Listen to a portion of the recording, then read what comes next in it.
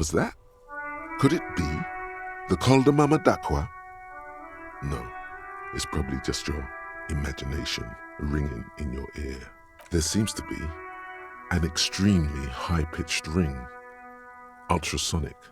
Lena said it was very high-pitched, right? It's like something tickles your ear. Lena also said that it couldn't be heard by any other animal, including humans. What you're hearing must just be a regular bird.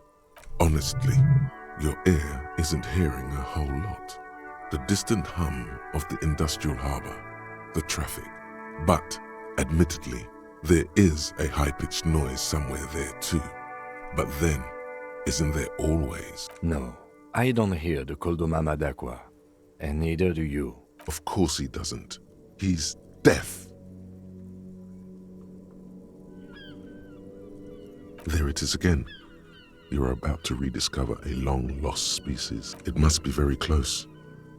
Maybe, just maybe, it will come toward you. Oh no. The sound. It's moving away. Somewhere over there. Go after it. No. Too late. It's gone. There is no ringing anymore. Just the sound of the streets. Keep your ears peeled, then. If the species really has migrated to Martinez, you're sure to hear it again.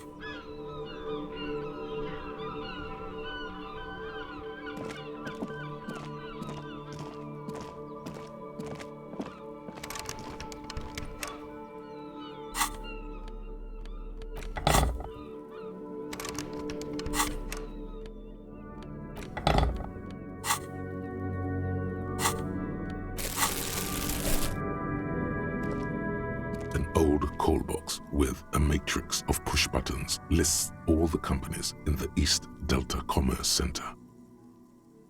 This button looks new, but someone has removed the name card. Nothing happens when you try to ring it. This button looks new. It's probably not connected yet. Nothing happens after you ring the doorbell. They don't want to talk to you. An off-key melody starts playing after you ring the doorbell. Then a woman picks up the receiver. Kuno, please stop calling here. Grown-ups don't have time for your stupid games. She thinks you're the gremlin child. What would he say to this?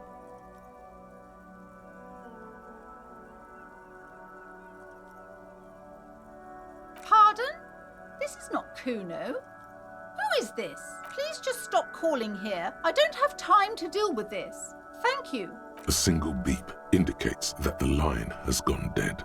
You hear the same waiting room music, but no one picks up the receiver anymore.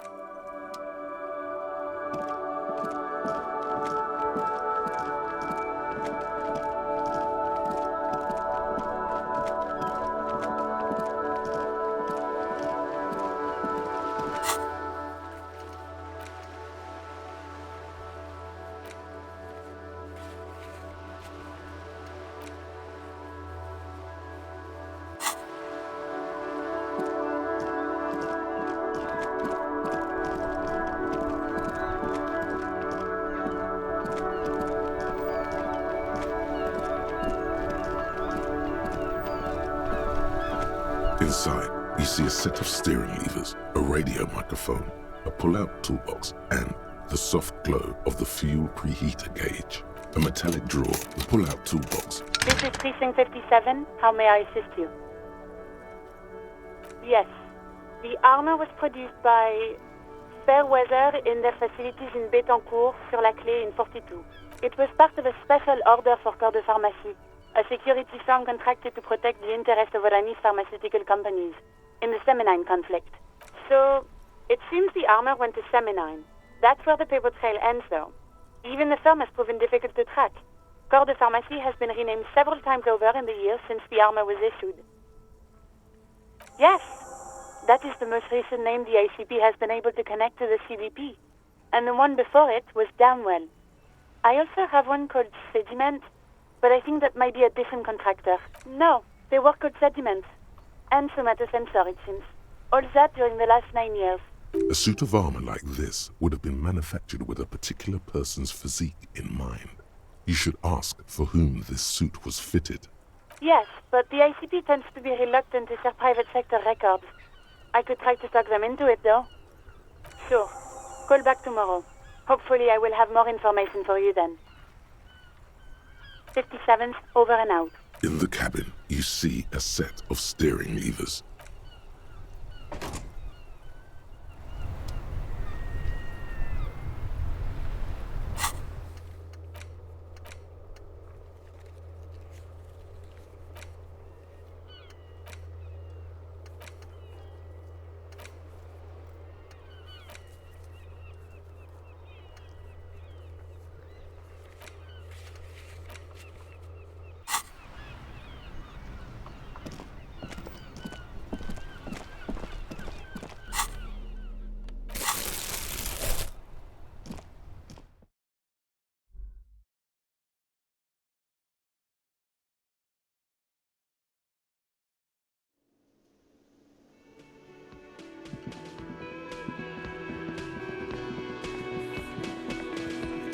It's you again.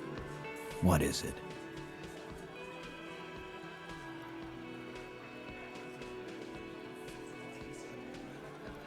Fuck! I knew that fucking whore couldn't be trusted. You've hit a nerve. Titus is furious. No, more than that. The loyal Titus feels betrayed. For the record, Titus Hardy did not explicitly specify the victim as a whore, nor did he say anything about trusting her. Oh, shut up and stay out of this, Liz. He raped her. He was out of his fucking mind. You have no idea. She's just in denial, asshole. You don't understand the traumatic experience. She's shutting down, and she doesn't fucking trust you. Yeah, she's crazy, you know. A crazy bitch. You know the type. She's fucked up. This is a diversion. Stay on track. Lawman, I'm at the end of my goddamn rope with you. I fucking told you not to push her, and you went and pushed her. I am gonna fucking... Titus Hardy! Everett personally sent me to take care of this. If this goes south, we'll all be in the shit. But you, Titus Hardy, are going to be buried. Am I understood? When she's angry, she emphasizes the S. It gives her voice a strangely hypnotic quality. Her lips barely move as she speaks. Frankly, it's a bit terrifying. Someone has to rush in to break the tension. The second in command. Look, Copper. We know that that fuck was a rapist and a killer. We got him confessing to it on tape. Show it to him, T. What's the Here, jerkwad. Listen to this shit. And then come back and tell me the soldier of the apocalypse was an innocent man. This is their last play, this tape. Their story is in tatters, a mess. It might be nice to listen to, but at this point, you don't need to. You think we go into this shit deaf and dumb? You RCM aren't the only ones who know how to bug people. There's no university degree for that. Actually, there are a few. Crypto analyst, radio officer. We have machines. We're in logistics. How do you think a harbor works? It's advanced stuff. Understood? You've listened in on their communications. How long? Since way before their chief started taking swing lessons. Things got nice and quiet after that.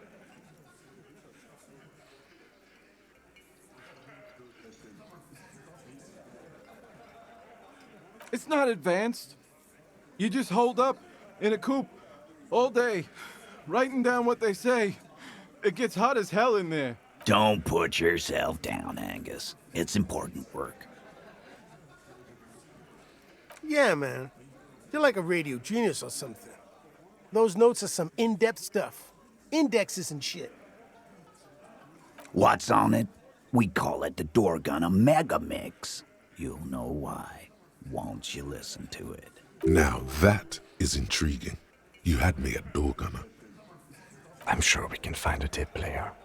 Where can I listen to this?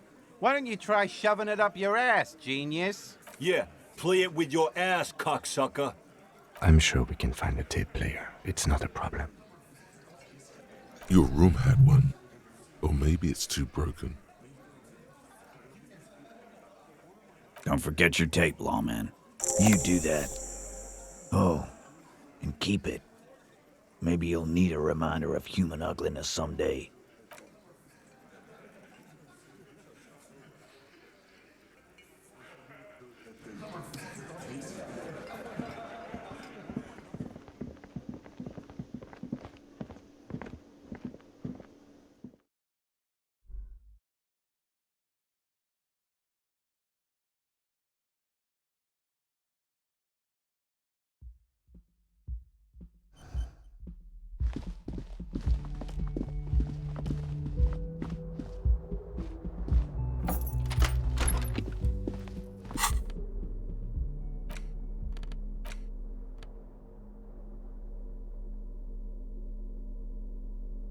You stare at the great door gunner Megamix.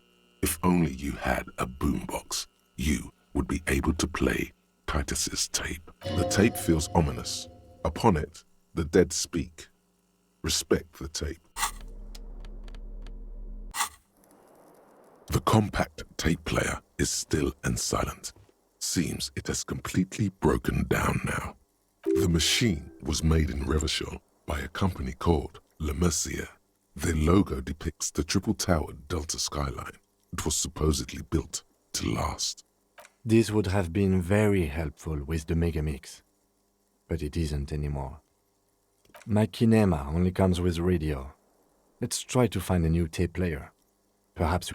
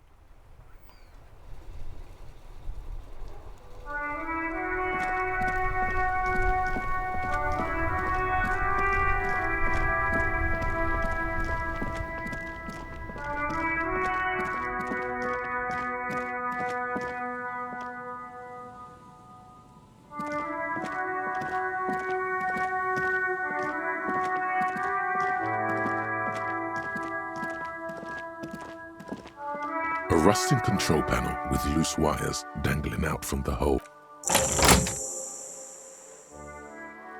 The water lock starts moving.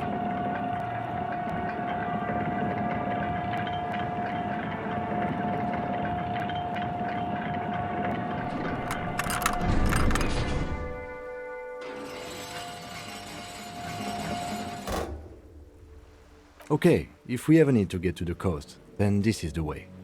But please, contain your wanderlust for now. I don't want us to get sidetracked, not with everything that's going on. Focus on one thing, achieve it, then the next, he thinks. That's the task chain.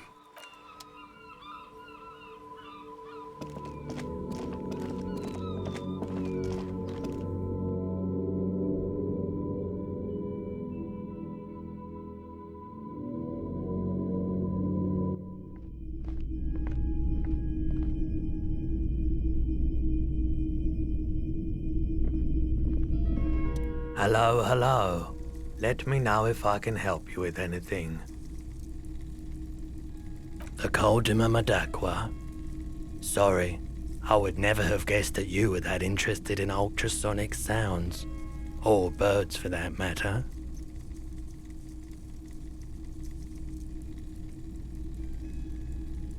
Oh, I didn't mean to imply otherwise. But it's been a while since I've gone hunting for the Coldima Madaqua myself. Once knew a group of young musicians who decided they didn't want to play music anymore, and started looking for all kinds of interesting sounds instead.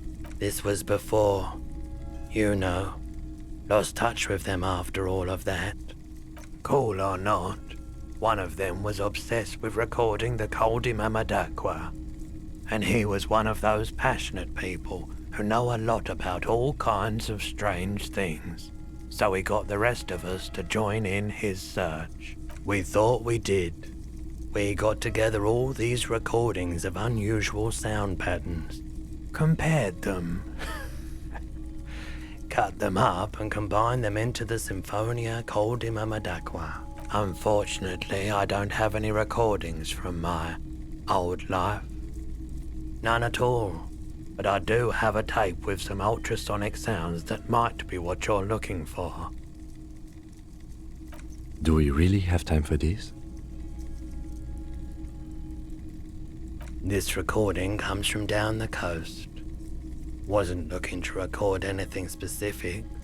Just left a recording device there one morning. Keep in mind, I have to slow this one down enough to make sounds well over 200 kilohertz audible to the human ear. It will be strange. As the hum grows louder, modulating but always unnaturally uncomfortably low, like it's coming not from the speakers, but also from inside your chest. Breathing is becoming difficult. Not good, not good. You're about to start suffocating. You have to stop this. There's a growing sense of dread. The sound is coming from inside you, but also surrounding you. It feels as though someone is standing just outside your range of vision and watching you, doing this to you. He nods to you, reassuringly, just as more diverse, higher-pitched sounds, some random, some appearing to form patterns, hit your eardrums. Seabirds most likely, gulls and such. And skewers, but shh. That's it. The signal in the noise. The thin whisper. A low range of sounds is easier to handle with a focal point, but still troubling. You are mesmerized by the sounds, but also feel nausea welling up as the motif continues, then begins to recede, dissolving in what must be the sound of water lapping at the bank. You know, now that I've listened to it on these new speakers, it's not the Coldima Madaqua. Wrong patterns, wrong photons. Probably some insect trying to sing higher than its predators can hear. Still, fascinating, aren't they? Early morning sounds. Sure.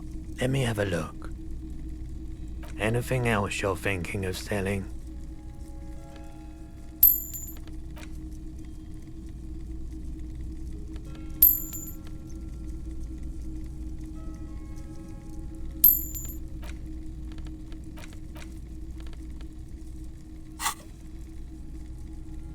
Another time, perhaps. Yeah, we still have those boomboxes on the shelves. The boomboxes wait on the shelves, and your boombox, that gold and amber Harmon Waushi, stares at you. Sorry, man, I can't be giving out freebies. Never have, won't. A discount? I do have to keep the lights on, man. Remember, he doesn't like music. He likes sounds. The Doorgunner Megamix is his type of tape. Certainly, he'd give you a discount if he knew you'd play something so experimental. 4 real is offensively low, but just this once. For the music, concrete, cop. And here you are, quality sound reproduction on the go. It'll play anything, wherever, turn any tape into a conversation of sounds and shapes.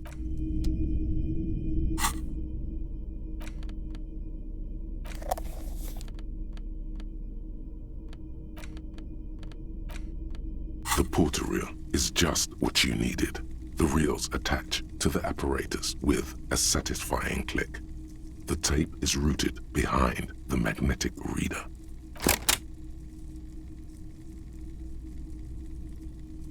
Das ist eine river, Joel. Das is a fucking village. I can almost see the elephants. The harbor. That's the son of a Kvalson crane. When this shit is done, I'm gonna tear that place up. Soldier of the Apocalypse style. Kill shit. Dogs and chickens too. Gonna run a room, Cordy.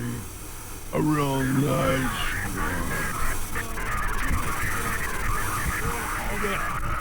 I don't give a shit. I'm fucking done. I'm done mentally. I'll fucking do them all in. Rape that disco cunt on the counter. You know, the dance a whore upstairs. Do it Kohoi style. Never did get that taste out of my mouth. The lieutenant presses the button marked Arrete on your porter reel. The tape stops spinning.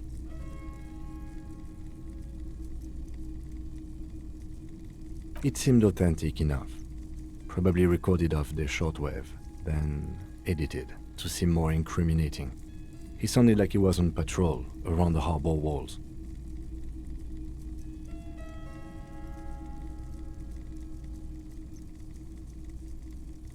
Indeed, but... Corty could be short for Cortenard, one of the other mercenaries, the one he was talking to. Probably the mountain at the harbor gates. Mr. Right to Work. A village on the Samaran Isola, in South Safre. Grad committed war crimes there, the kind of thing he talks about. The South Safre conflict is an ongoing proxy war between Grad and Safre. It has been hot for 12 years, with the atrocities piling on, mostly committed by the Grad. Who knows? Maybe the tattoos would have an answer. We would need to know the story of this man's service. A symbol of soldier of the apocalypse style conduct in a civil environment. End of recording. I think we've got a few more questions for class here, don't you? This seems to contradict her testimony, at least to some degree. As you take out the tape, the boombox tunes itself back to the cheery radio again, spewing out beats like it's a Friday night.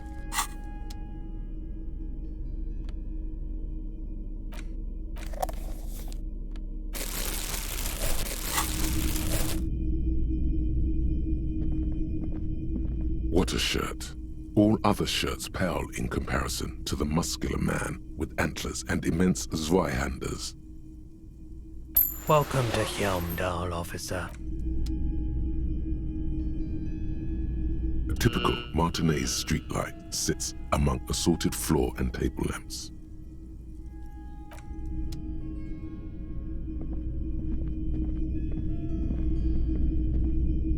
You see rows of toy.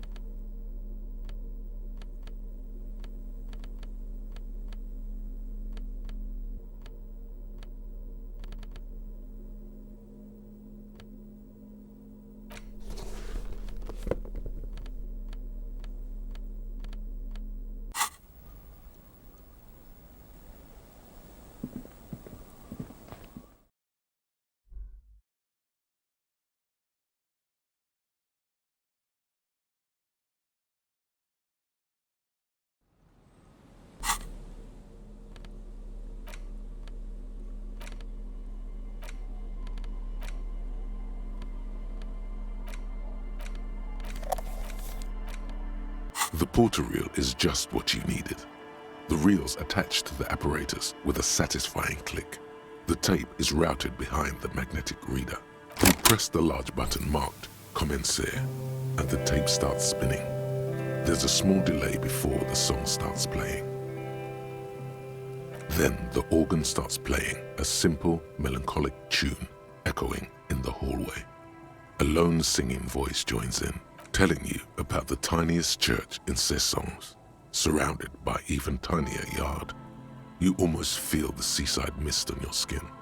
It's mega sad. Within seconds you know this is the one, the real shit you've been looking for. The one you trust your room to. This one tells it like it is. This is your tune. A click, then silence for a bit. Then the tape stops spinning. Of course you could sing this. You could take sad to a whole new level with this. And you already know the lyrics since you've listened to it like 1,000,000 times. Yup, they're all here. All 3 verses. And the B-side of the tape contains the instrumental version. It's like the world itself is telling you to do it. Only one obstacle stands on your way. Gart. You have to convince Gart to let you sing karaoke in the whirling. After you've won him over, you can express yourself. Let the pain out. Make everyone understand. The lieutenant looks at you as you remove the tape from the boombox. He doesn't say anything.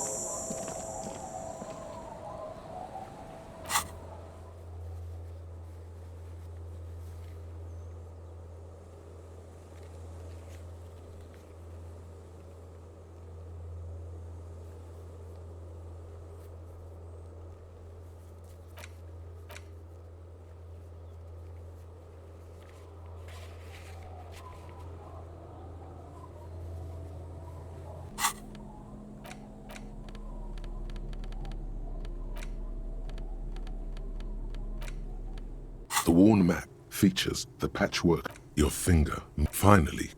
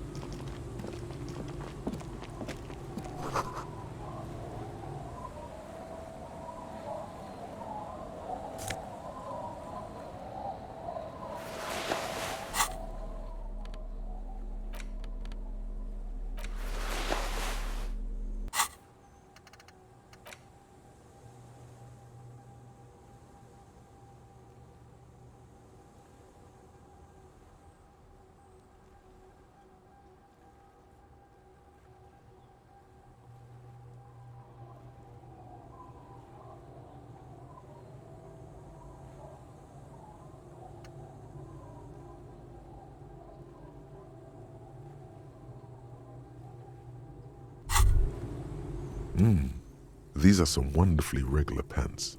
Not too tight, not too loose, moderate in every sense.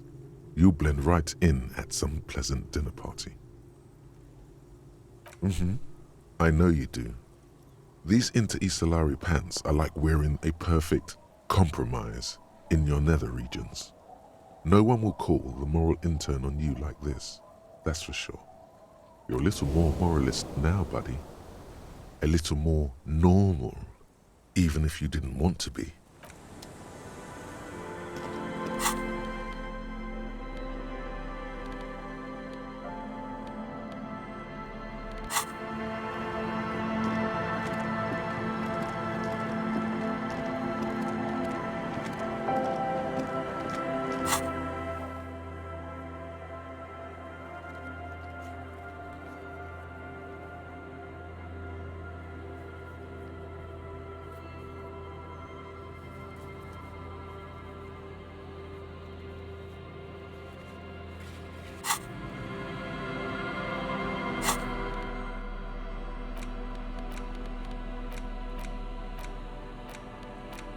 worn map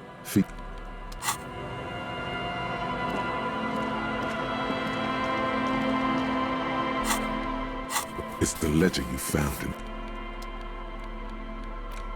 the worn map feature.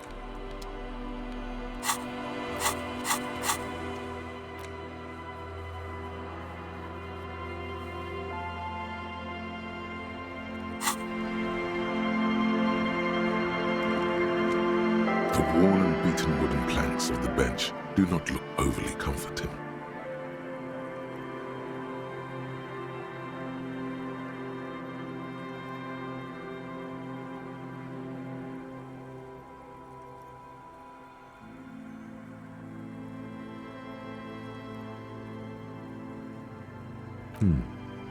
We can sit on benches after we've solved the murder.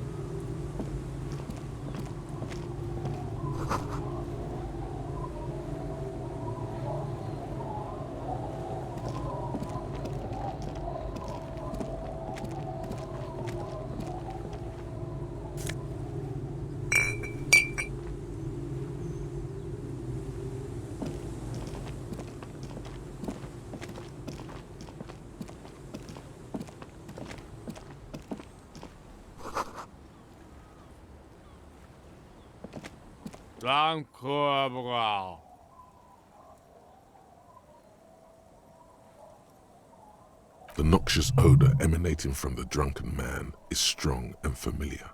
Don't you call her? Yeah! Don't call Abigail!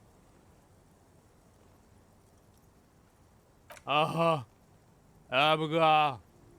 Don't you fucking call Abigail. Abigail is his wife or girlfriend. Chances are she's gone. Calling her wouldn't make it any better or worse. You're not going to get anything out of this guy. He's too drunk. The man hiccups, then mumbles something unintelligible. Don't call Abigail! He snorts and beckons you to lean in closer. Don't call Abigail. Don't call Abigail. Don't you fucking call her! Hear me? Abigail? Don't call Abigail.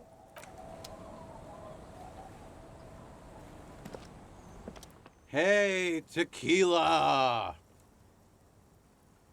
Good to see you. How's business? How's the whole reality situation treating you? So what's happening?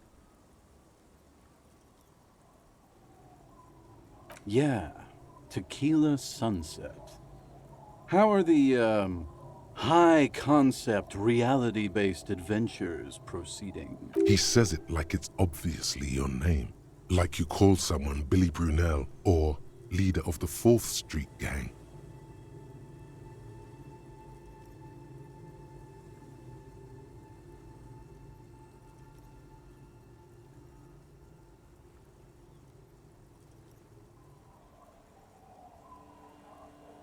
That's the spirit. I used to shape reality into my image a long time ago. Those days are over now. Sadly, things aren't going that well in Idiot Doom's Spiral Land. Haven't found those keys yet, haven't won that great piece of ass back. No word from my business buddies. This guy's your buddy. You feel it immediately. You belong to an organization, a fraternity of drunks. Idiot doom spiral, huh? This is bound to be a good, high-concept conversation. At last. We are saving the world. Please don't call. Okay, we're drinking. We're drinking alcohol. That's what we're doing.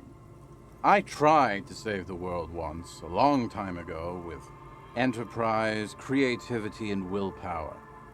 But that didn't work out. So now, it's a pirate's life for me. What's it about? I'll let my hand address the situation. Maybe you've heard. I used to be a very successful businessman. I've signed more than a few lease forms or whatever the fuck they were. Anyone's got a pen? The pro's gonna do it. All right.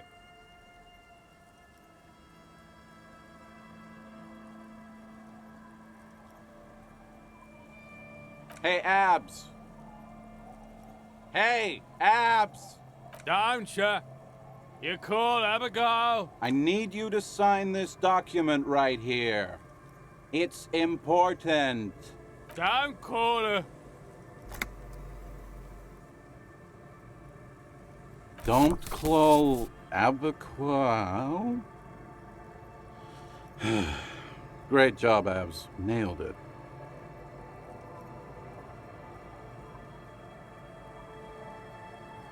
Don't know if I've mentioned it, but I used to be a businessman. And as a businessman, I am going to keep the pen. For my trouble. Glad to have been of assistance. After all this time... Feels like a 1,000 fucking real, man. Don't call Abigail. Thank you for your services, gentlemen. Should we go and mail this? I think I saw a mailbox on the plaza. Okay, what's on your mind? It's you. You're Tequila Sunset. We've met before. Don't you remember? No, you sure don't. I don't think you're ready for that grade of reality yet. It'd be ill-advised for me to tell you. You gotta go do the intro yourself. Come back when you've been to the motor carriage. Tequila. He points toward the waterline with his bottle. You too, Tequila Sunset. Good to see you, friend. Do I have deals set up for you, buddy boy? Does he actually know you? Or is he just shopkeep friendly? So what do you want? I got smokes. They're cheap. Very cheap. I got Pilsner. Great deal. You won't get a better deal on that piss. Spirits I can let go for 300 real. I also have speed. And by speed, I mean amphetamine. Sure, friend. You know it. Don't mind old Rosemary here. He's a buffoon. Let's have a word after your high-concept transactions. I'll give you the lowdown. See, friend, it's real valuable. Worth every real, if you catch my drift. Got it from a bit of a business venture. You know, it's funny, actually. He's finding it difficult to focus his watery gaze. What? Keep him talking. This guy. Conversation might bring a discount, no?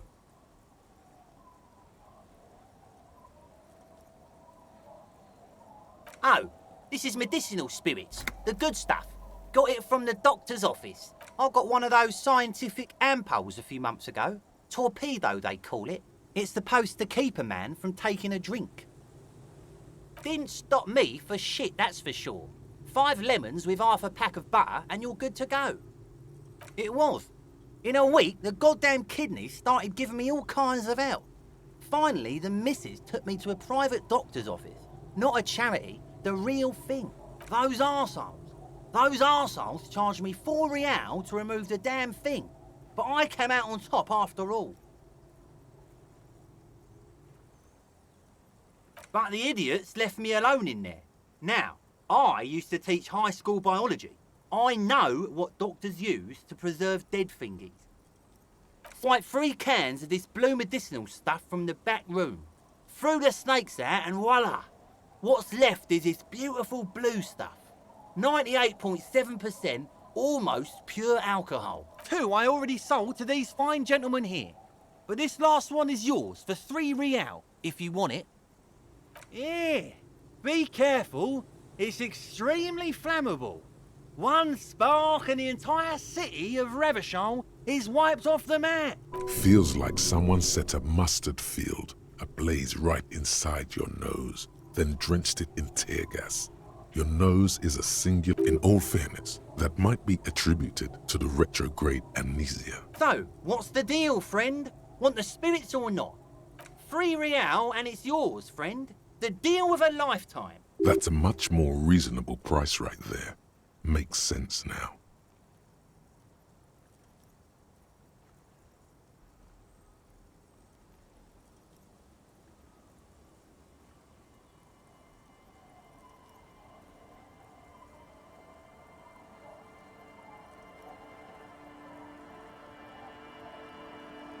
Just make sure to enjoy that one, friend.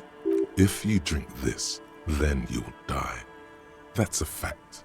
And that's why we're going to save you from yourself and store this as a sellable item. Go sell it at the pawn shop for a profit. In the civilized world, it's a custom to tip the shop.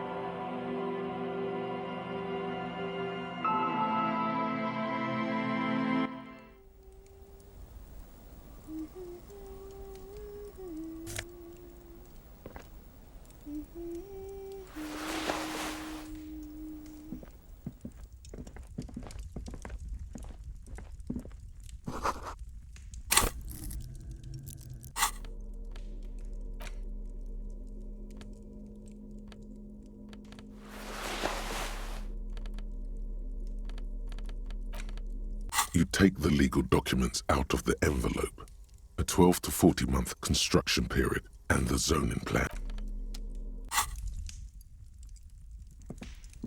Hello, mister. She clutches a small stuffed animal. Occasionally, she twirls it around. It's a grouse. You might be able to get on Gart's good side if you replace the broken scooter you almost certainly broke.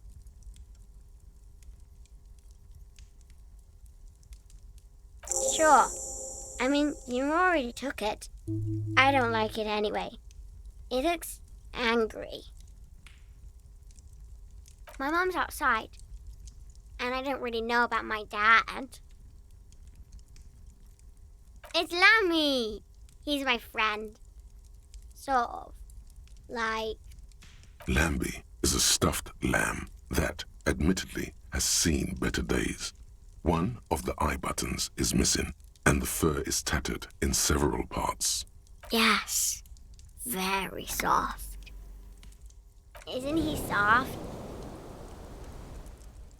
Bye!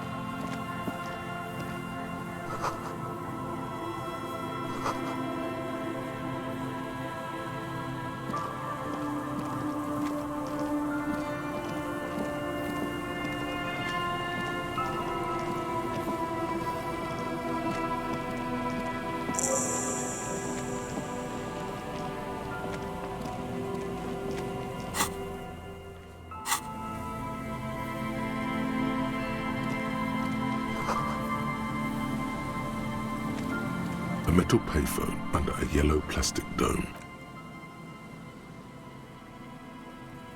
You hear the tone. The machine is inoperable.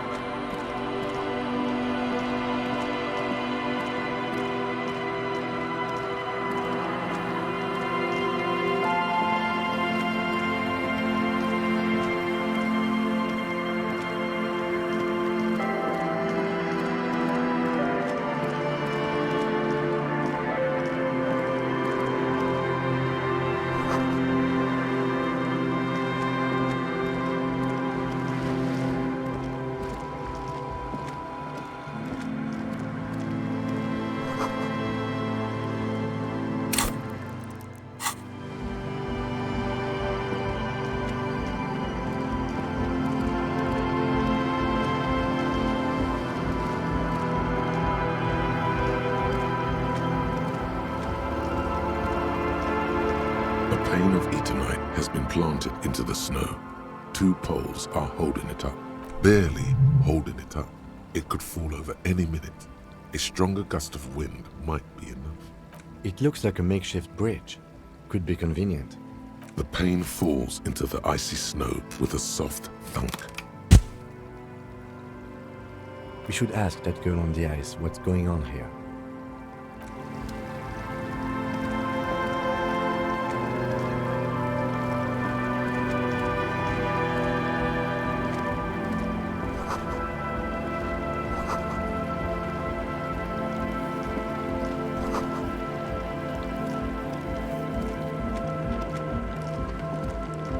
The tent is just tarpaulin fabric covering a pile of stuff. The flap is open. Inside, 3 young men are listening to some new form of music. It's like nothing you've ever heard. One of them looks at you. Come on, get in and close the flap behind you. The warm stuff's getting out. Sorry, you barely have room for one. You go ahead. I'm too old for this. I'm actually not, he thinks. I just dislike delinquents. I'm sure you will feel right at home. I'll keep watch.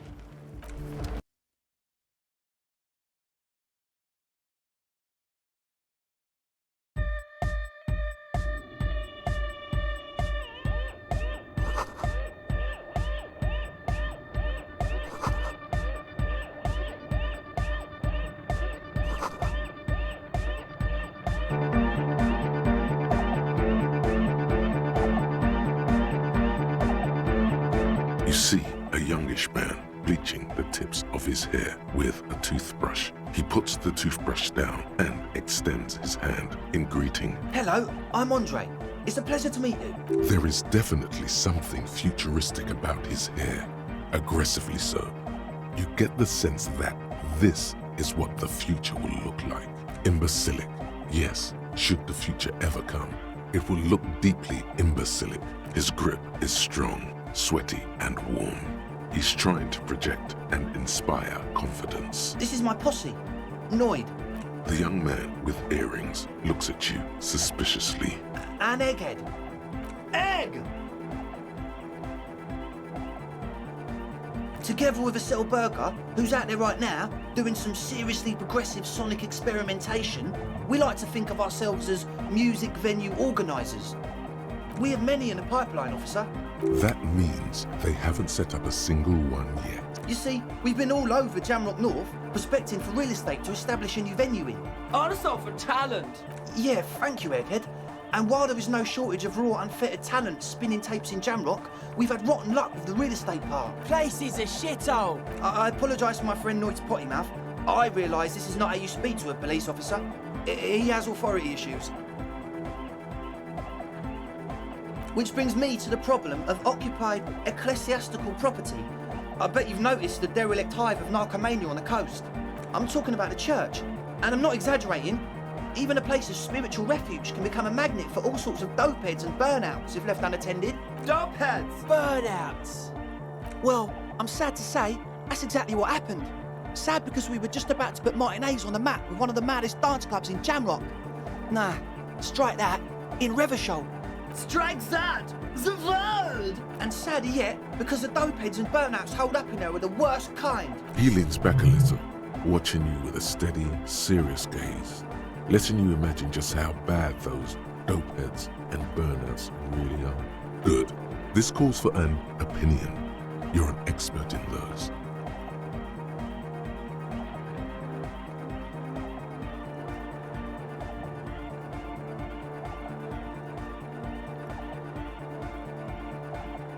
The spooky kind. I was hoping you would be the judge of that, officer. All I can say is, their spookiness is the kind that keeps us from restoring this church into a community centre and a place of spiritual refuge. Also, they don't eat or clean the building. Shit's gonna collapse. People just wanna spin tapes without them spooking it up. Place has bad signs. No one can dance like that. Thank you, Egghead. So you're gonna look into it, right? It should be a police matter. Getting them out. Whatever spooky stuff they're doing, I'm sure it's not what the Ecclesiastes meant their property for. All right, man. Andre's obviously very happy you took him seriously. The whole tent is. The boy... Truth is, I don't really know. None of us do. I don't even know how many there are. All we've seen are glimpses.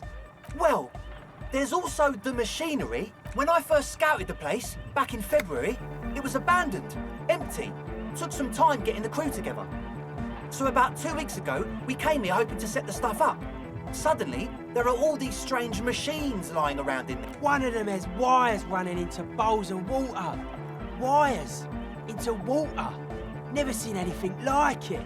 Andre, tell him about the feeling. Oh, and it felt like there was something in there with us, watching us from the dark. No, the other one. Which other one? I'm not as in tune with my emotions as you are, Egg. Felt like silence. Awful silence. Not exactly. We've just seen someone who we think is a woman go in and out of the church. A couple of times. And we felt someone or something eyeing us inside. But that's kinda it. Like you aren't alone. It wasn't quite human. Not human? As in a ghost?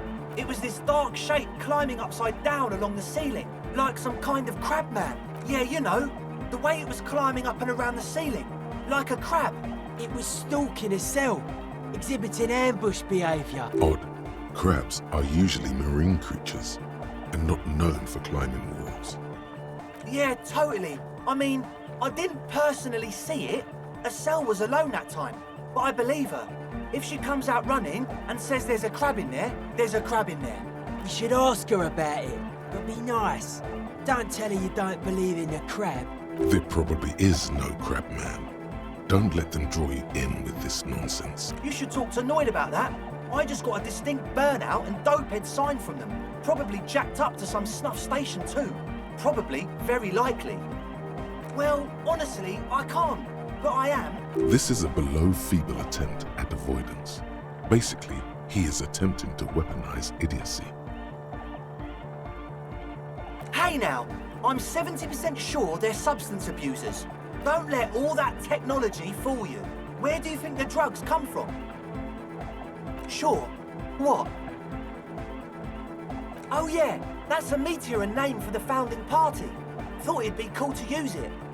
If you don't know what the founding party is, there might be a way to mask it with minor demagoguery. Come to think of it, I've never really looked them up, you know? I can't give you a precise definition, but they're a very powerful religious organisation. And they have roots in ancient mass society. And they're the custodians of the Pericarnassian Church. Plus, they anoint the innocents. They, like, made the Innocentic system, no?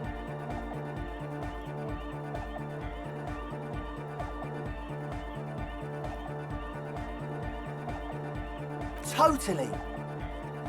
The Pericarnassian Church is about love, and Nordic music is about love. I got love for my Pericarnassian posse. Love is the relay out of death. We dance. Love is hardcore. Unity! Unity! Make some noise for my Insulindian posse. You feel it. The anodes and the cathodes coursing through you. Your big toe starts tapping along to the base, as if testing the waters.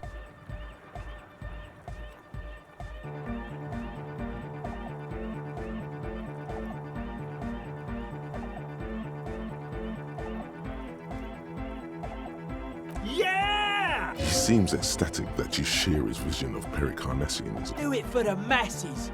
Do it for the crew. I didn't want to say it, but it was pretty lame of you to imply otherwise. Anyway, you got more questions? The one with the large head is still looking at you. Yes. What? Yeah, good to have, bitch to carry. When I first scouted the place, I did some reconnaissance. I'm not sure the church even has running water. Oh. It's the one they sell at the fuel station. It's like he's lying to you, my liege. But he's slippery enough that there's nothing for you to grab hold of. The what now? Oh, the old Ultra. He's like an actor, looking to the souffleur for his line. I have a major sinus infection, stuffy nose. We all do. Shit's all blasted up. Winter, can't even breathe. Yes, that's all Nosafed's doing. Without the Noser, I'd be drowning in shit right now. Nosafed is the shit. Sure. Here you go, officer. The Noser. Blast away. He nods enthusiastically, no doubt a little relieved. Oh, you should have the key. We had to padlock the door to the church. All right. It's as if time has frozen somehow. You think you can sense the key moving in the air. Yeah, this is going to be way... Blam! Straight in the eye. Straight in the old eye orb. In the look of a stabbing pain. Tears stream uncontrolled. Man, I'm super sorry. That was totally my bad. He looks like he's genuinely sorry he didn't throw them better. I really am sorry, man. Just take this, okay? Wow, looks like there's quite a lot there. I hope that settles it. All right, the key? He is shifting in his spot, uncomfortably, still feeling... As always, we'll be right here, waiting...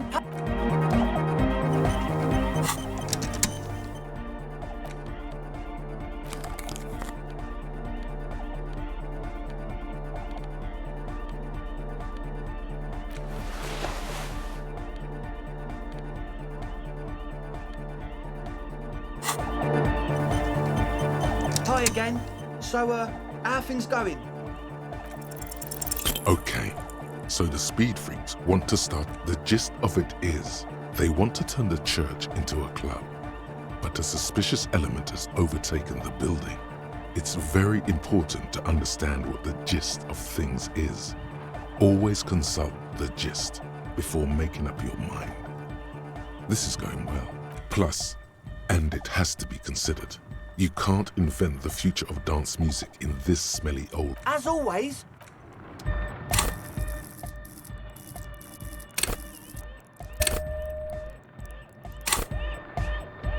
So yeah, it's good you talked to on... Hi again. So, how are things going? A number of things don't add up. Let's take a look. How about gather around, kids? The young speed freak puts down a busted capacitor and looks at you. The one with the large head seems very enthusiastic about whatever you have planned. Their would-be leader is less amused.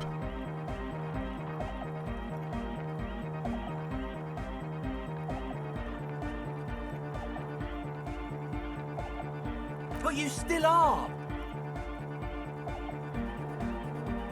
What happened?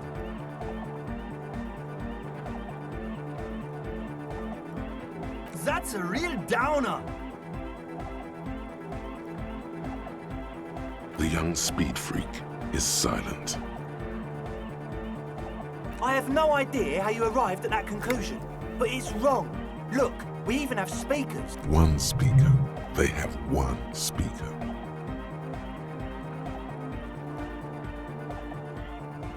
And of all cellular-based life, what's your point, Lawbringer? He said it was for his nose. Likely pseudoephedrine. Almost exactly the shape of ephedrine. What do you mean, friend? It's a one-speaker system. It's monodynamic. You wouldn't know the first thing about sound reproduction in anodic music. Other speaker. This may be the brain damage talking, but you've definitely never heard of monodynamic or one-speaker systems. No shit. That's... Come on, that's... I meant to say, not true. What do you mean, do? There's resignation in his voice. He's almost ready to drop the act. It wouldn't take a lot of pushing. What do you mean by lenient? Okay, man, okay. Things are just so hard for an entrepreneur in this city right now. It's not like we lied when we said we want to turn a church into the wickedest club in East Revershoal. Because we do! We totally do! We just need to turn it into a speed lab before. To get our foot in the door. Like I told you, spooky arseholes moved in while I was getting all this stuff together. A month ago, the place was empty, and now it's all spooked up. No, man, they're spooky all right. It's just that they would also probably call the police if we started cooking speed in there. But the sign was way off too. I couldn't feel the love at all. Sir, you promised you'd be lenient. This is it. Judgment time.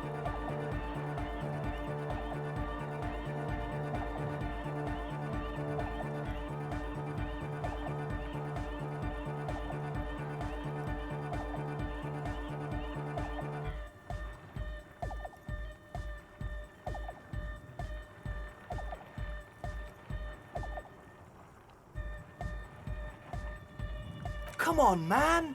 Really? The young man doesn't move. His earrings rattle. No fucking way. Yes, fucking way. Without a word, the other speed freak pulled. The disdain is palpable. His eyes pierce you like lightning as he lets go of the wallet. We don't have any more money. You robbed us blind. Ask for a cut. It's the right time to become business partners.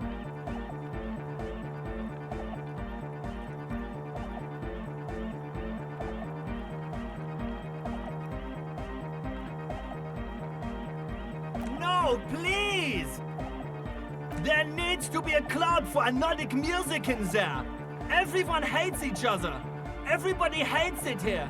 It's all just drugs and we're slaves and I can't. We are running out of time.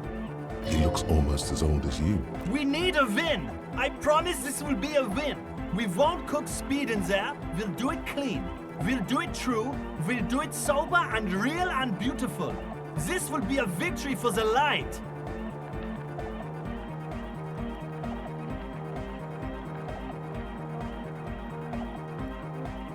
Fuck, man. You said you'd pack it up, Egg. He doesn't even look at you.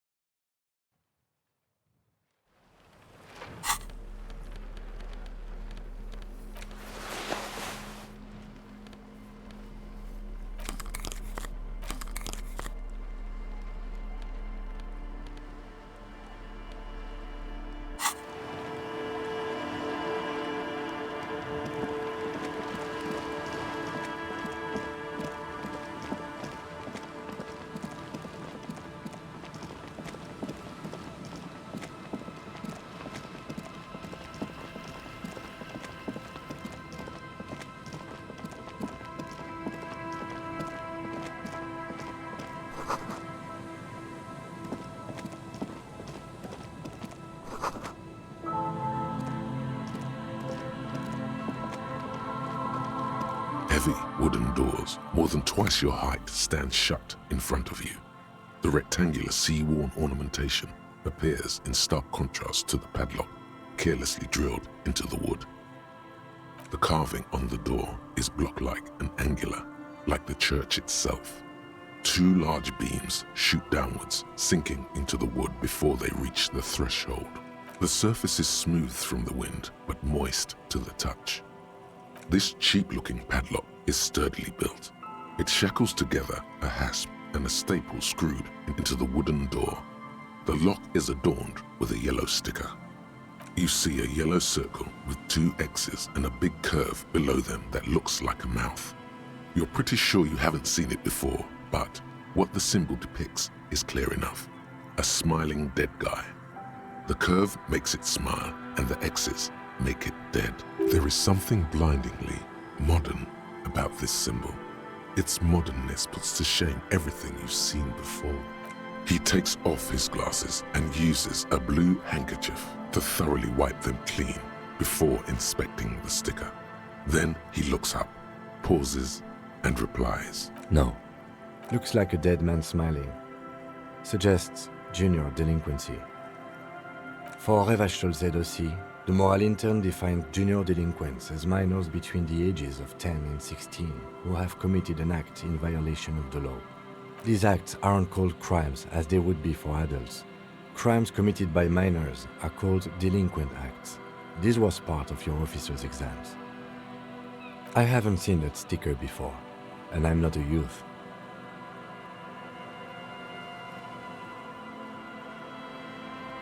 That level of conceptual thinking is not part of my skill set. Your hands are clammy from the hurt.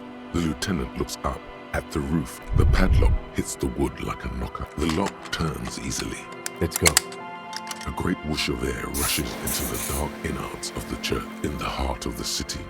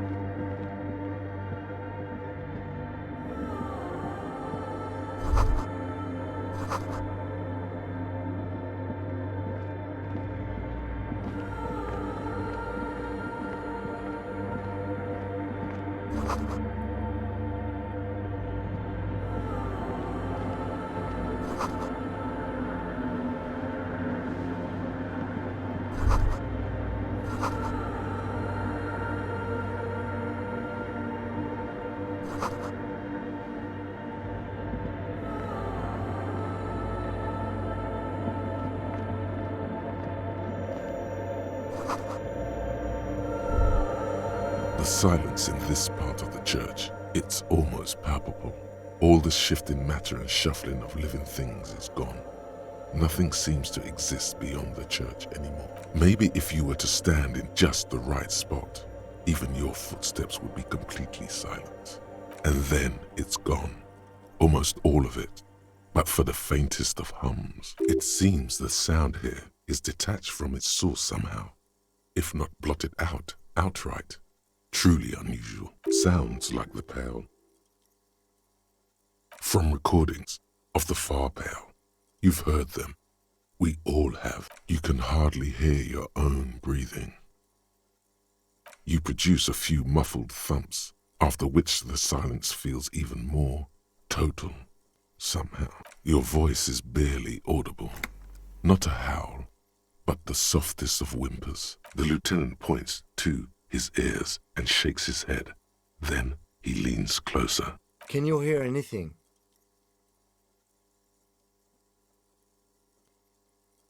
I wonder why the church was built with such strange acoustics. Maybe the church was designed this way to prevent boisterous activity, singing and dancing on its...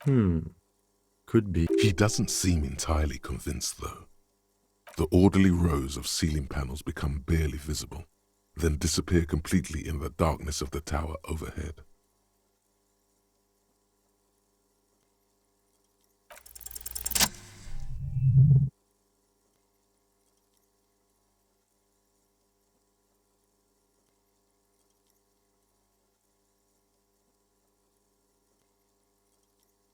It's like there's something moving up there. A shadow has emerged from the tower and it's making its way toward you through all the other shadows. Yes, the darkness makes the ceiling feel infinitely far away. It's not a shadow anymore, becoming more substantial as it gets closer. The shape of an animal descends. Officer, is there something up there? Oh no, you've lost sight of it. Where did it go?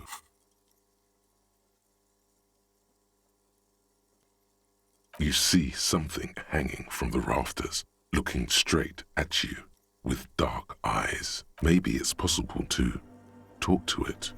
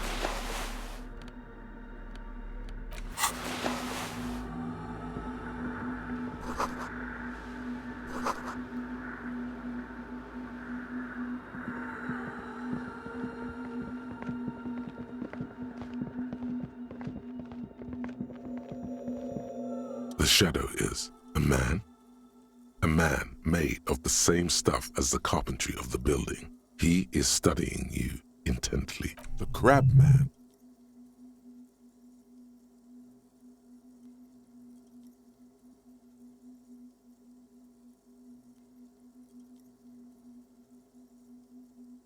The man leaned forward a little, fixing you with a steady, unreadable gaze, then speaks. Habitual alcohol use has made you into a scared little pussy, Holmes. But don't worry, everything's gonna be all right. You come to the right place. That accent is Villalobos, a peninsula in Mesk and a district in Jamrock. There's a sizable contingent of Villalobos-speaking Mesks in Revachol. I'm here to receive the mother's love. You can too, Holmes. And when you're ready, she will take your hand and lift you out of that despair at the bottom of that bottle. This man is obviously a habitual narcotics user. Do we really need to question him? Hey, and what was that about the bottle again? You haven't even drank that much lately. Lay off it already. Shish. Oh yeah, sure. You don't know anything about alcohol use. You got it all under control, Way. I could smell the control all the way over here. I know it's hard to admit that you got a problem. I was like you once. Couldn't take an honest look into my own heart and see I was in pain. You know, actually, since we're here, you may want to pay attention to what the ceiling climber is saying.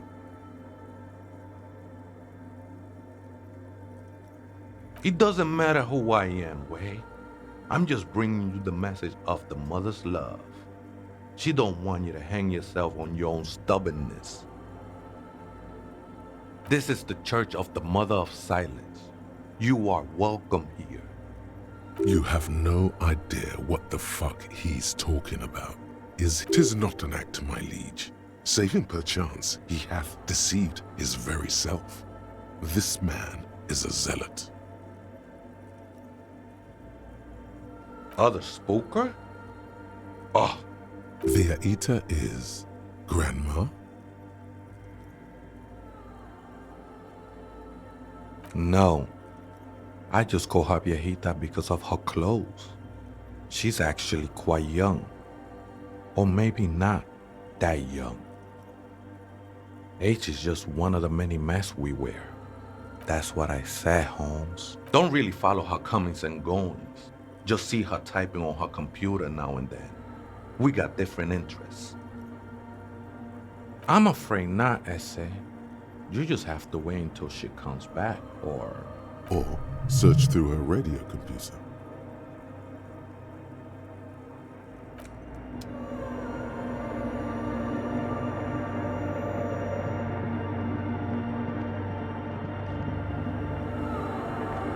A machine stands in the corner, watched over by the figures on the stained glass window. It's turned on and quivering with soft electricity. A radio computer. And it's turned on. We should leave. I doubt this place bears any connection to the case. You see fluorescent play and print buttons on the keyboard. A hatch connected to the central compartment is wide open. The lieutenant says nothing. Behind the hatch sits a cube-like crisscross of filaments, smoldering in the dark like fireflies. Silver tape on the side says, in black marker, log, February, a bar of fabric right above the keyboard starts producing a soft hum. The sound of static seeps through the machine's planar magnetic driver. The static gets louder, slowly filling up the abandoned hall until a voice. Good afternoon, Fortress Accident on Saint-Brune. This is the East Insulindian Repeater Station 1. Please repeat. Is this the personal log?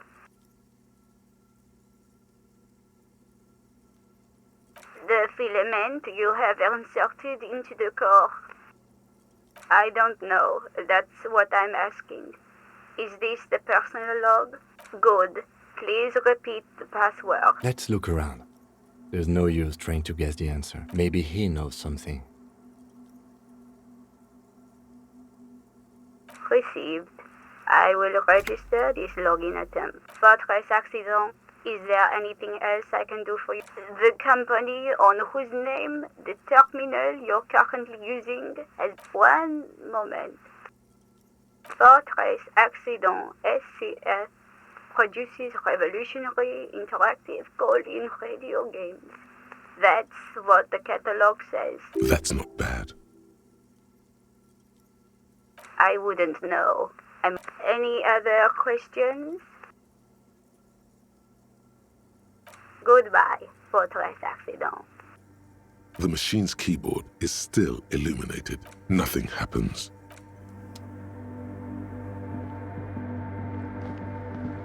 In white, silver, and apricot faience, the young mother of humanism stands above you. A crack runs across her body. She is impossibly tall. This is her innocence, Dolores Day. Cradled in her arms are a pair of glowing lungs, clearly visible from underneath her flowing dress. Your knees touch the floor. The floorboards are hard and cold. There you kneel among the snowdrifts. Diffuse light for the world is silent, but for the creaks and The woman looks down at you kneeling. She towers among her followers, architects, laymen, courtiers. There is a sad smile on. She acknowledges the passing of someone who is still alive. You.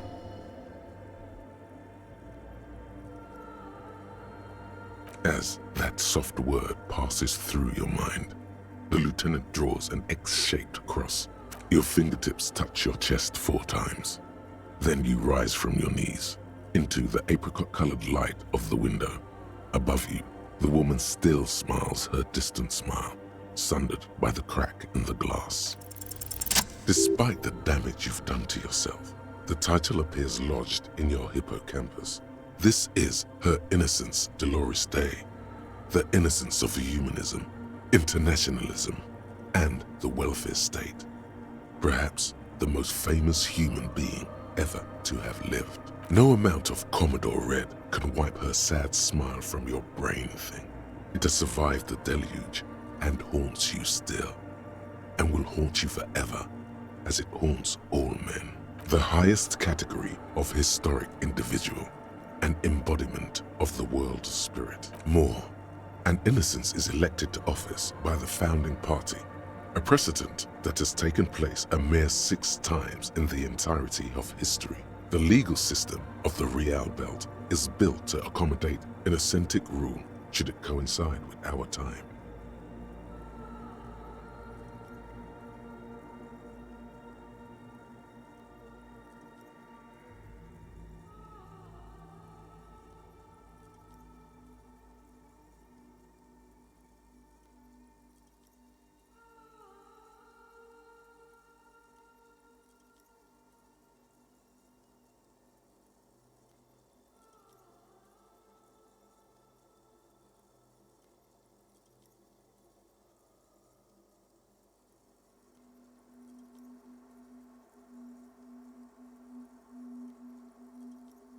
An innocence is infallible. The decisions made by one are not decisions. They are inevitabilities. What would have happened anyway? Only accelerated, packed into decades instead of centuries. An innocence is a continuous, compressed event, a sacred human being. It is an honor and a glory to live when one is in office. No, we are alone. 300 years ago, in the wake of the discovery of this Isola, the Insulindian, by explorers from the continent of Muindi, she is, among other things, the innocence of inter-isolary travel and the connected world. Many things, you know she was a woman of the court, the wife of an influential Marchese, and eventually the principal advisor to Irene la Navigateur, Queen of Suresnes, modern-day Sir La Clé. Also that she was gorgeous beyond beauty. Terribly, women of the court were expected to play both contract bridge and chess sufficiently well to prove an interesting challenge to a man. A simple grasp in matters of philosophy, theology, and science was encouraged. She was, by all means, a kept woman. She made the most of her position in the antediluvian court, a court visited by the most prominent thinkers and artists of the day. In secret, she was becoming the era's preeminent philosopher of the state. A scalpel, a piercing gaze. She was an almost preternaturally magnetic and intelligent individual. To her contemporaries, she appeared out of time, a messenger from the future of the species. We all fell in love with her, head over heels. Even before she was declared an innocence, her influence was tremendous. It was on her advice that Irene la Navigateur sponsored a number of voyages into the Pale. A costly, often tragic endeavor, ultimately vindicated by the discovery of the new world, the piece of reality you're standing on. She was crowned 2 years after the first expedition returned, setting in motion what is widely considered the greatest era in it. Wow, indeed. When her innocence was declared, and the queen she had advised for years fell on her knees before her, she was so overcome with emotion that her lungs started glowing in her chest. Bystanders reported golden filaments lighting the already sunlit chamber around her, clearly visible beneath her dress. That is why the lungs are the symbol of love for the cultures of the Real Belt. As did we all. The lands of the Mess and the Occident, and even faraway Supramuindi. Altogether, 21 of the 40 mundial nations of the time immediately accepted inauthentic rule, even before her crowning. In a city called Advesperaskit in Vespa Messina, her homeland, the name of the city means evening comes, but it happened on a winter's morning, with the canals frozen and slush falling out of the sky. She was dressed in a white and pearl dress on an emptied-out plaza with the crowd far away.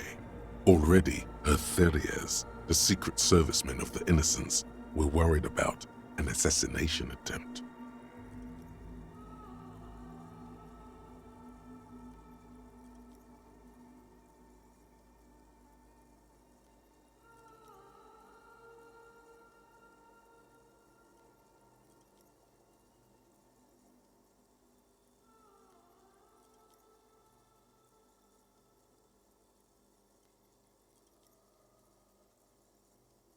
Oh yes, she looked like humanity's young mother, a perfect mother, insultingly beautiful. It was as if her face and shoulders and hands were covered in a soft down of underfeathers. You know this well, very well.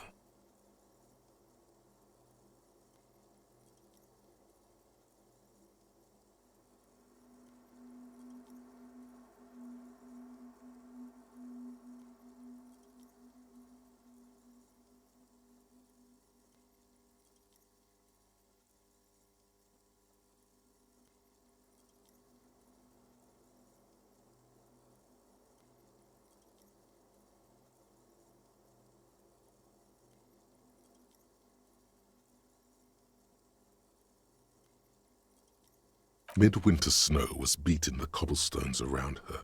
A small attaché of officials stood by as her Theriers placed a white gold wreath on her head. The crowning was mostly witnessed by Secret Servicemen.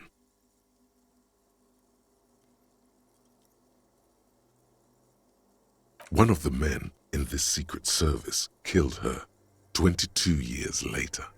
A young man who had come to suspect that Dolores Day was not entirely human, but something else. Something that had walked in our midst, watching us stumble for hundreds, if not thousands of years, until it decided to interfere in the course of our history. We were supposed to come up with this ourselves. The man was reported to have screamed at the innocents. Dolores Day was shot in the chest with a fowling piece 8 times. The man, thought to be insane, said he once touched her and her body had been unnaturally warm, like a furnace, and that sometimes, while on duty, he observed her forgetting to breathe for over 10 minutes. This inhuman quality was witnessed by many others as well, glowing lungs and all. It is commonly attributed to mass hysteria and religious psychology. Terrifying is a term too emotionally charged for your semantic memory, or what remains of it. But although she is often considered to be the greatest human being to ever live, there was something ominous about Dolores Day. Constantly surrounded by her Theriers, she was the most socially secluded and least self-aware of all the innocences. Some modern thinkers would consider her a war criminal for the campaigns she waged against the Mesk state. And then there were the resettlement programs. The Mesk state tried to detach itself from innocentic rule. Parts of the world were experiencing whiplash from accelerating into secularism. Her mandatory education programs and mass resettlement of upstream Marguerite were problematic as well. Dissenters were suppressed by a military force she called the Army of Humanity, suggesting those who fight against it are not part of humanity. She adored chess, yes, but also military war games. Dolores Day often holds a tiny tin soldier between her index finger and thumb. In icons such as this, she was also blonde, the blondest woman you have ever seen, with green eyes the color of the Pacentic, mare interregnum. Little is known of her Marchese husband. It's as if he vanished from history after completing his role, which was to introduce Dolores Day to court. In conclusion, yes, there is something lonely, paranoid, and even terrifying that people seldom mention, but feel when they think of her. This subtle terror is part of her iconography. Officer, you've stood there for over 5 minutes. What are you thinking of, if I may ask?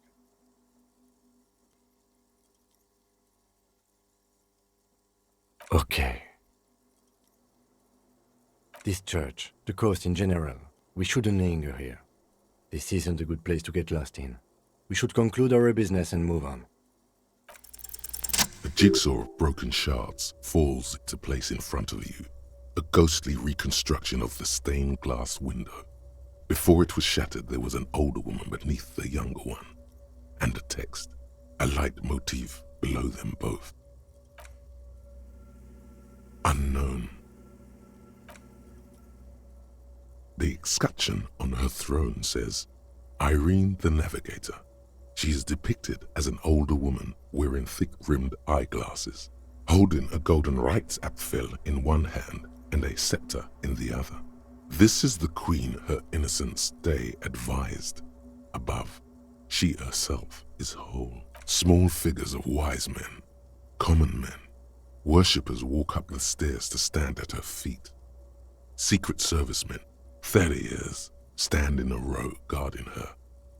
It must have taken years to produce this work in all its dizzying detail. Below both women, in luminous black letters, Après la vie, mort. Après la mort, la vie de nouveau. And then along the left side, Après le monde, la gré. Après le gré, le monde de nouveau. After life, death. After death, life again. After the world, the pale. After the pale, the world again. This is the great leitmotif of humanism, a summary of the effect of the discovery of this isola, the Insulindian, on human thinking. A tremendous sea change akin to finding life after death. Could these words be the password that unlocks the filament memory? Death, life again. After the world, the pale. After the pale, the world again. This exaltation is common in Dolorian sacralism. In the early years, it was even incorporated as the RCM slogan. No more, however. Justice, union, prudence, and force. So do I. The mother of humanism towers. Yes, I wasn't sure before, but this must be the Dolorian Church of Humanity in Martinez. It's called the Small Pinewood Church in some records. It's a minor landmark, not easy to find. Most maps misplace it. It was built not long after. On the coast of an uninhabited archipelago where only animals. There used to be 7 stave churches on the coast. Les Sept Sœurs, they call them. The 7 Sisters.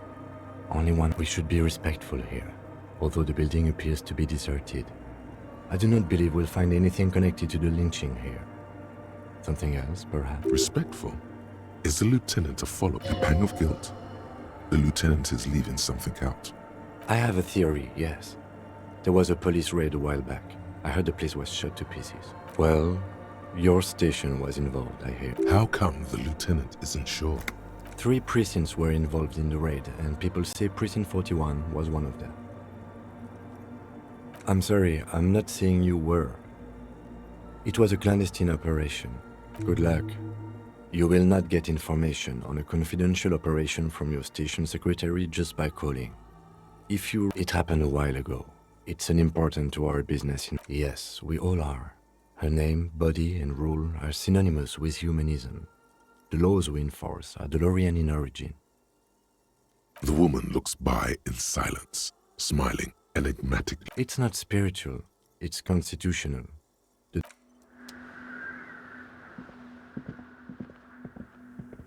The machine's keyboard is still the speaker Good afternoon. Votre accident good. Let's look around. Maybe he knows something. Received. Votre accident. Is there anything else? Good. The machine's key.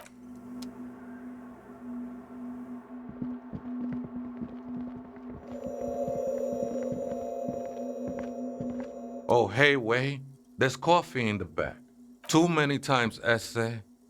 You need it for something. Surveys are a good way to fish for personal information, especially in the name of public safety.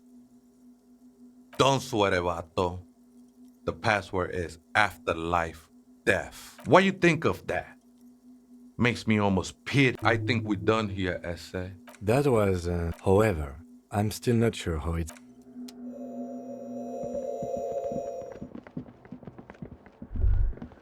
Hey, her Innocence Dolores Day liked little figurines, right? Liked holding little men between her fingers. Remember, you have the Headless Fallen Rider figurine. You should give it to her. Win her back. So very, very, very nifty. Nifty and mysterious. The mother of Hugh. Why? That does seem to be a problem. Maybe you meant something else? I don't know. What are we thinking of? The mother of humanism towers above you. Yes, we all are. I have no idea what you... The machines keep the speak. Good afternoon. Good. Please repeat. Good. I have unlocked the filament. Votre accident is... Goodbye. The machines keep. The printer prints out a long text document with dated paragraphs. It looks a bit like someone's journal. The first entry, made on the 4th of February, 51, by an unknown author, is short and concise. Arrived at the church. The door was boarded up, so I used the crowbar to get inside. Looks like the place has been deserted. Nothing out of the ordinary, but I'll ask around. Need to figure out how to get the electricity in. The lieutenant leans closer, scouring the printout over your shoulder. Just as you finish reading, he looks up, muttering under his breath. 4th of February. That's over a month ago. Whoever set up those machines has been here for quite a while. Our case? No, I don't think so. It must be some local eccentric.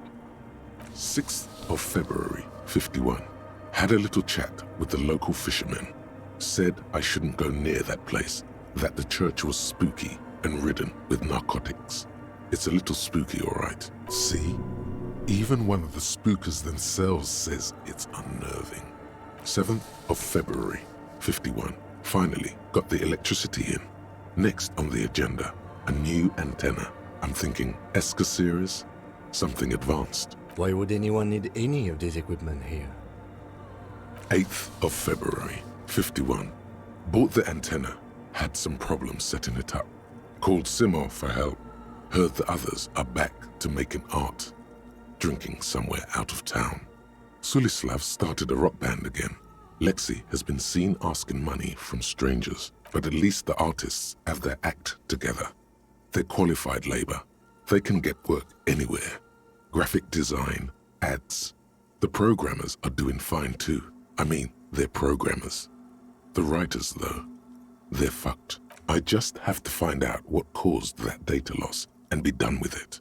Still don't understand how it managed to wipe out the backup, when the backup wasn't even connected to the front. I know. Everyone thinks it's impossible. They say I must be lying. I'm here to set it right. Seems like something to do with radio computers. Unfortunately, something about the backup data getting destroyed, and how everyone thought it was the author's fault. Let's just... Her friends? Colleagues? She must be quite educated if she knew how to set up all this machinery. 12th of February, 51. Brought some food from the grocery store. Apparently, there's a strike going on in the harbor. Definitely not happy to see the Martinez people again. Everything's now set up in the church. Going to start working tomorrow, 8 a.m. The strike. We are nearing the date of the murder. Keep reading. I'm interested now. I want to know what's that radio anomaly that sent this person here in the first place. 25th of February, 51.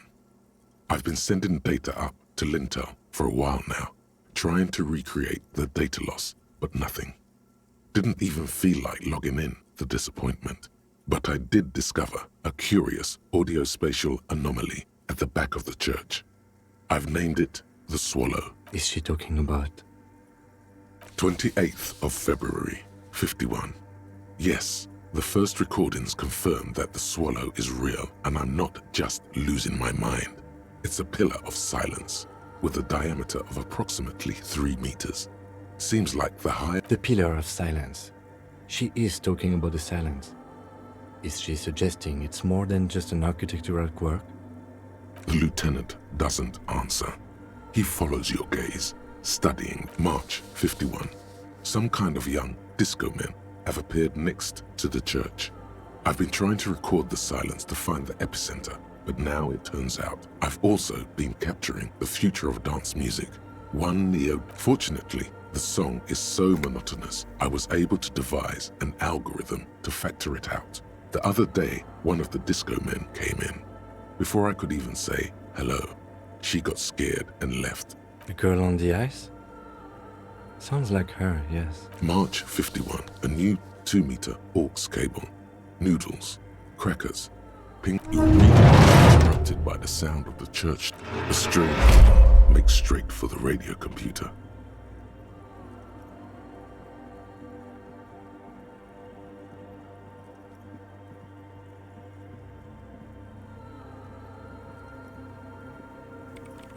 Breaking into my radio computer, I see.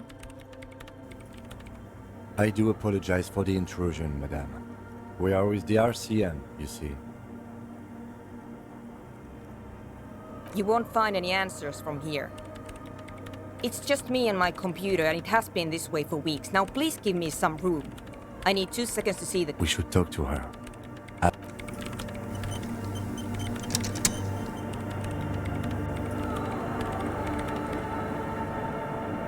What is it?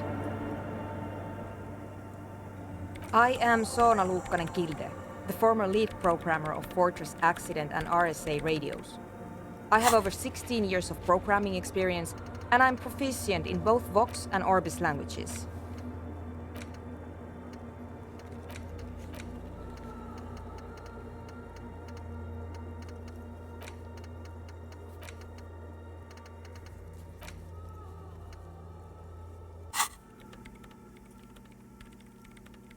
If you're not here to hire me, I don't really know how I can help you. Did she say over 16 years of experience? She must have started programming when she was still a teenager. You told them to leave? Didn't think the cops in this place had it in them. No. Yes. And? No. You're right. I'm not.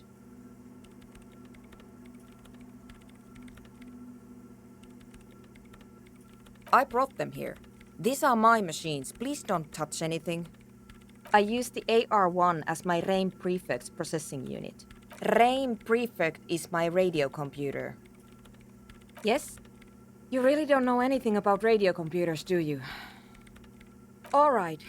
Well, all radio computers perform operations up on air. So in order to gain more processing power, you need to invest in... I guess it is. So far, I've been quite satisfied with it.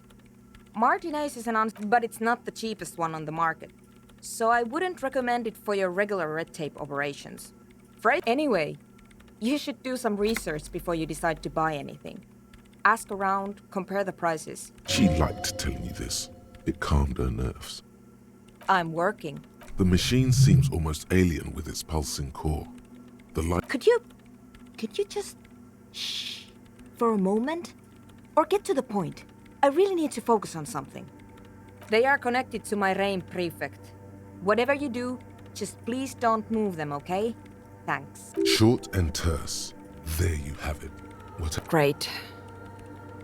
You really like those questions, don't you? I'm conducting scientific research here. You can't throw me out. I'm looking for the location of a 2mm hole in the world. Wait, what? She's looking for a disruption in the radio waves.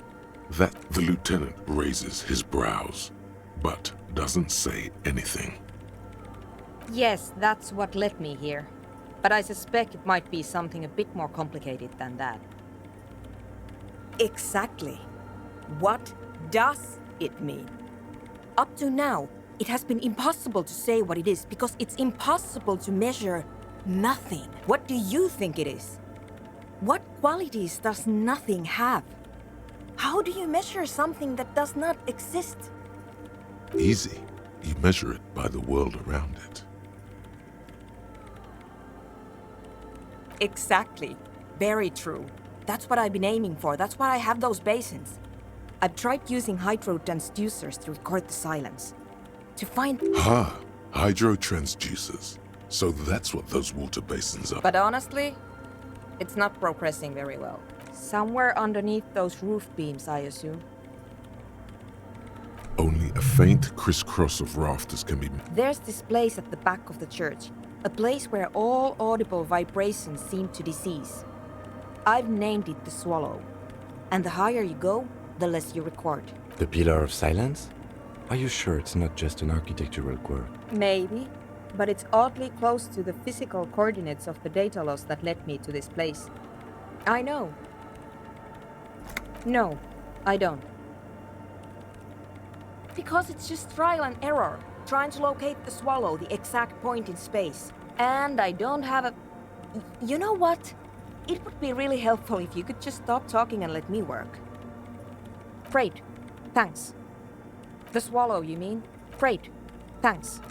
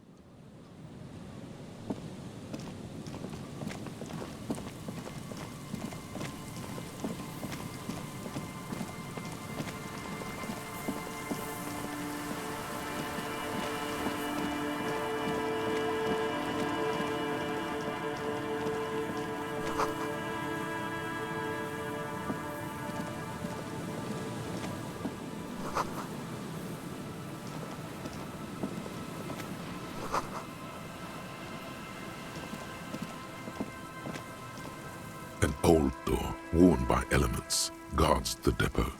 The wind has blown a sand dune in front of it. The door hasn't been opened in a long while. It's military.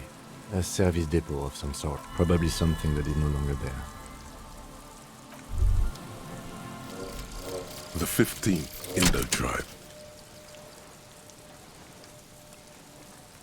Because there was. The 15th Indo tribe was comprised of 8 kids from Forberg and North Jamrock, running from wild dogs in the valley, hiding scents under rocks, and stealing clothes off clotheslines, and sometimes even the copper wiring of phone lines.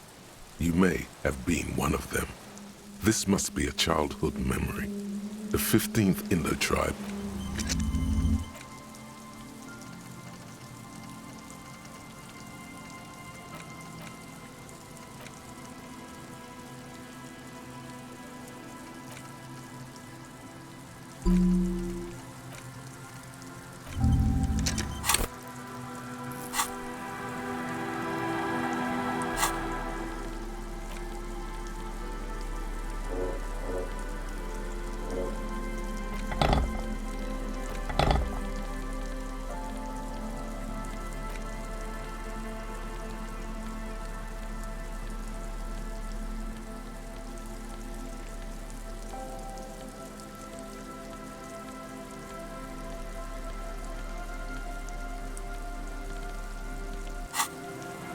An old door worn by elements.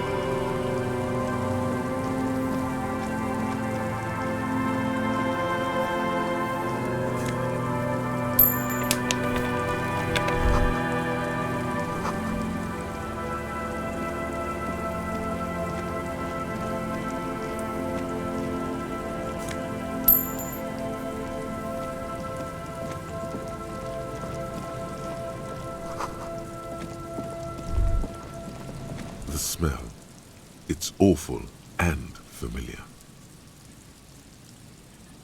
Don't be naive. Don't you recognize it? That hideous pungency, that faintly cloying sweetness. Only death smells like that. Something cold wakes in the pit of your stomach. Fear. It is death. It must be. The lieutenant has already brought a handkerchief to his nose.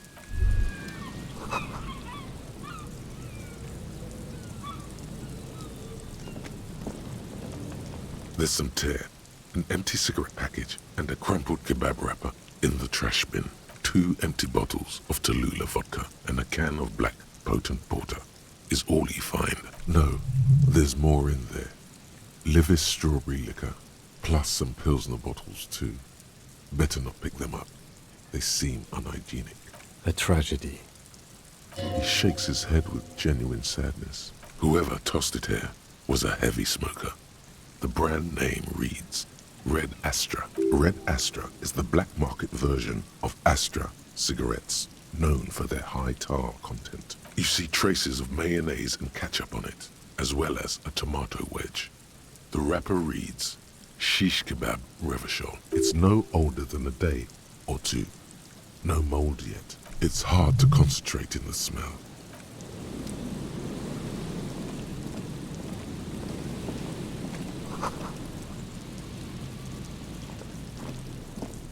A man lies on the boardwalk, his limbs bent and neck turned at an unnatural angle.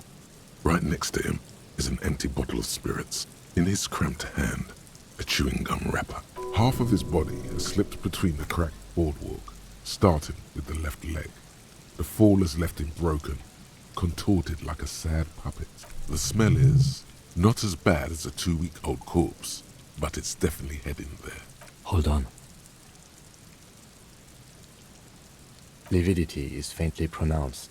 Whoever this is has been dead for 2 days. No longer. We need to investigate. Another dead body. This is your job.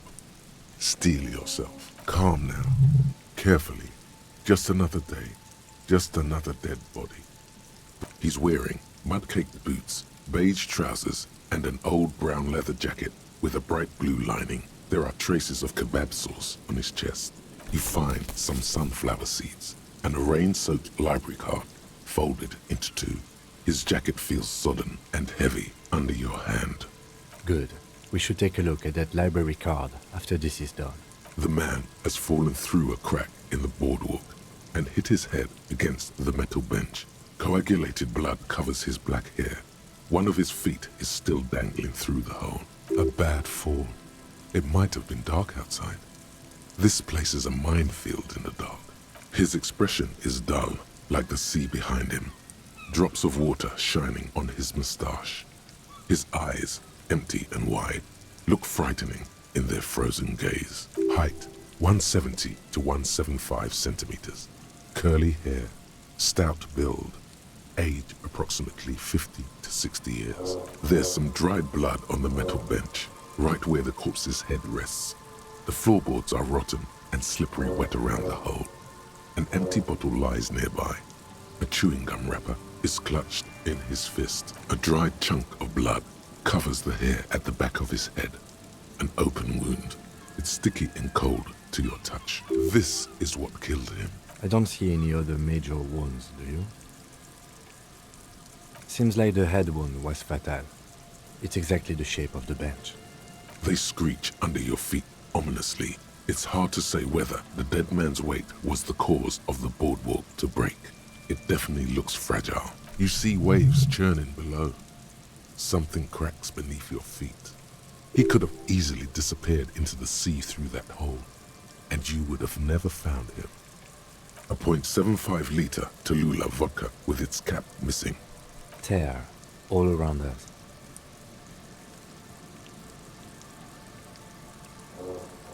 I'd prefer if you didn't collect them this time.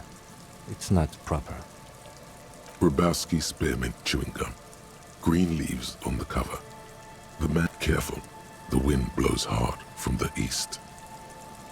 Grabowski's the blackness of death. Stench. He ate the whole pack, right? It's to cover the smell of alcohol. I've seen it before. Almost the same scenario.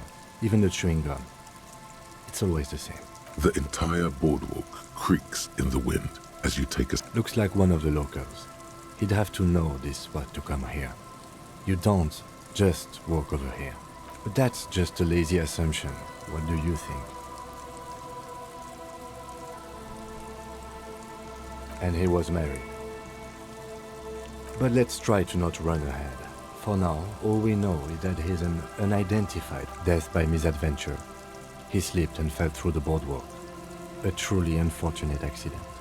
If it wouldn't have been for that bench, he'd be alive. Oh yes. Some symptoms of acute alcohol poisoning could have definitely played a role here. But I think that death arrived through head trauma, not... What about it? The deceased ate some kebab. It's probably from a nearby place. Sometimes a kebab is just a kebab. They'll seal this place off after the news reaches the coalition officials.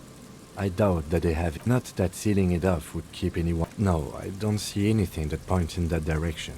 For now, let's treat this case as a simple, albeit... Agreed. If this somehow... It does seem to be a pretty... From where I stand, I can see two options. We either take the case and follow the leads to identify the body on our own, or we report back to the station and leave this for our colleagues to handle. Alright, we should first examine the library card you found. Then we can call the station from my kinema. Let them know we are taking the...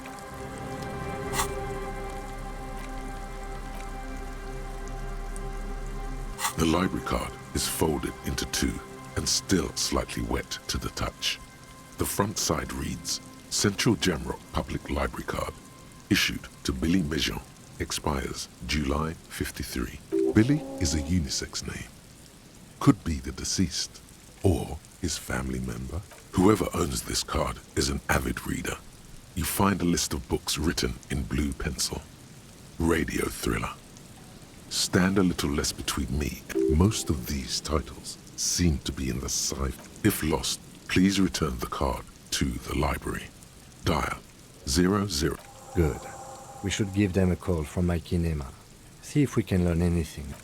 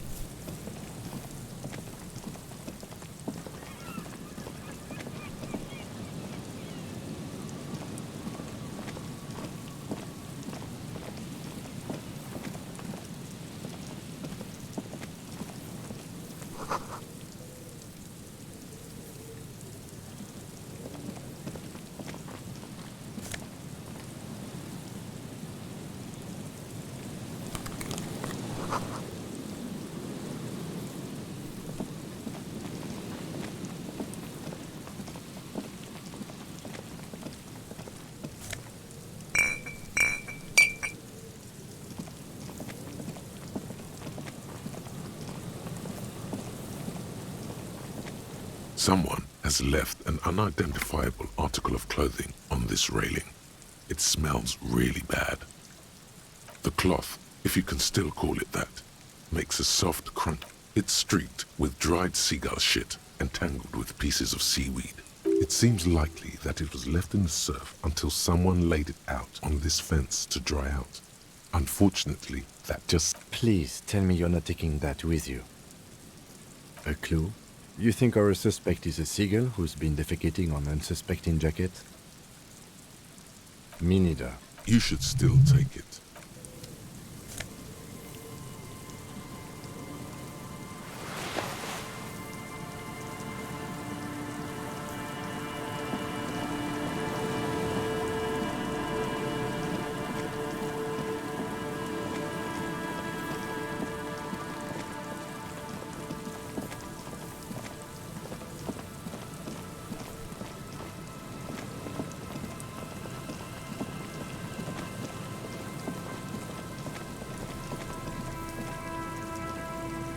You pick up the handset.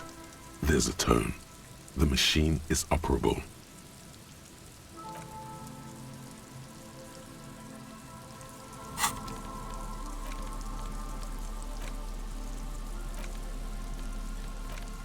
The library card. Billy is a unisex name. If lost, please return the card to... You pick up the handset. There's a tone. The machine is operable.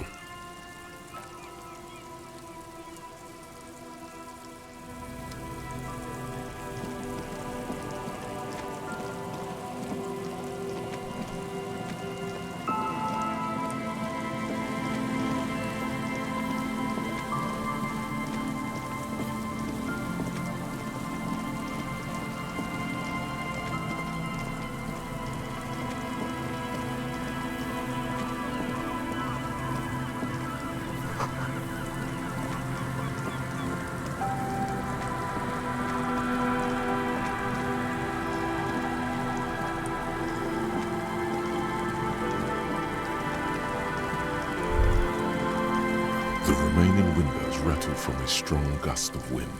They're covered in a thick layer of grime. They must have been like this for dripping water falls from a high place. There's rust and corrosion. No, I won't even try.